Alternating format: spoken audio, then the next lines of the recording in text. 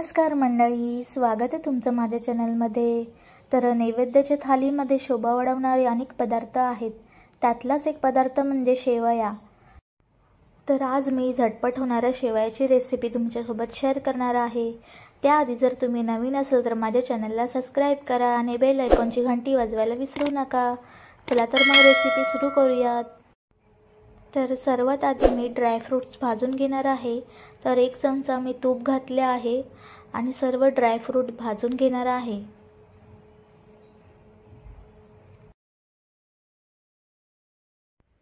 दोन ते 3 मिनिटं परतून घेऊयात। भाजून झाल्यानंतर प्लेटमध्ये काढून घेऊयात, थंड होण्यासाठी साईडला ठेवूयात।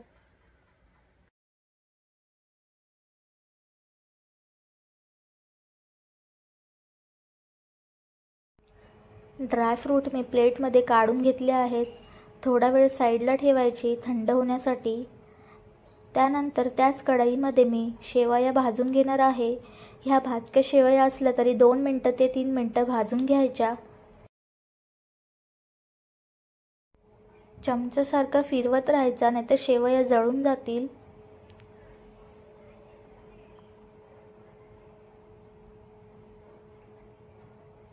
तर थोडासा लालसर रंग आल्यावरती मी प्लेटमध्ये काढून घेणार आहे।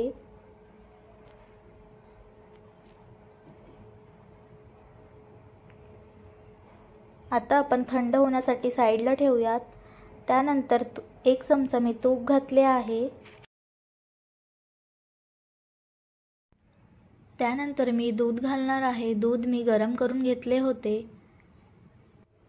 गरम दूध घालून घेणार आहे। तर मी हे साधारण 1 लिटर दूध घेतले आहे। तर चांगलं असं ढवळून घेऊयात।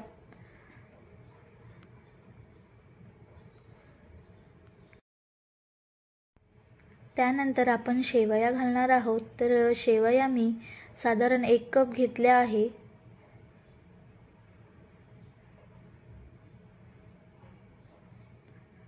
त्यानंतर चांगलं मिक्स करून घेऊयात। अजिबात गुठळ्या होऊन द्यायच्या नाही।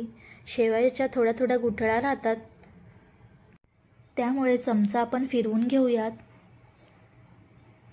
तर शेवया आपण 4 ते 5 मिनिटं शिजवून घेणार आहोत। तर शेवया शिजताना दूध आटत जातं। दूध चांगलं आटवून घ्यायचं आणि दूध आटून कमी झालं आहे, शेवया घट्ट झाल्या आहेत। त्यानंतर 5 ते 6 केसरच्या काड्या मी दुधामध्ये भिजत ठेवलेला घालणार आहे। त्यामुळे शेवयाच्या खिरीला रंग छान येतो आणि स्वाद देखील छान येतो।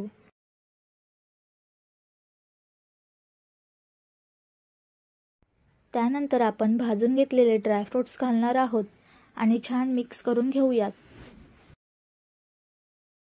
साखर आपण नंतर घालणार आहोत। शेवया थोड्या थंड झाल्यावरती आपण साखर घालणार आहोत।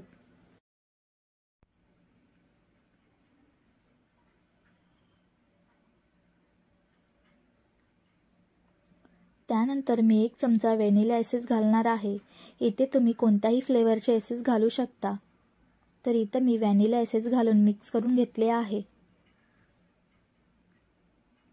त्यानंतर गॅस मी बंद करणार आहे आणि शेवया थंड झाल्यावरती मी साखर घालणार आहे। तर इथे मी अर्धा कप साखर घेतली आहे। साखर घातल्यावरती चांगलं मिक्स करून घेऊयात। तर आपली शेवयाची खीर तयार झाली आहे। रेसिपी आवडली असेल तर माझ्या चॅनलला लाईक, शेअर, सबस्क्राइब करा। धन्यवाद।